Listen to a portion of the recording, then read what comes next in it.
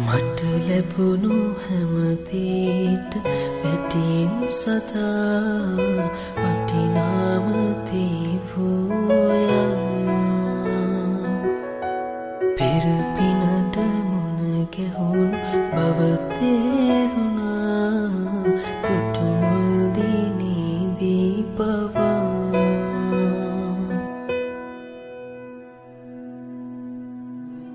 ඉක්මන් අනන්තෙන් එහා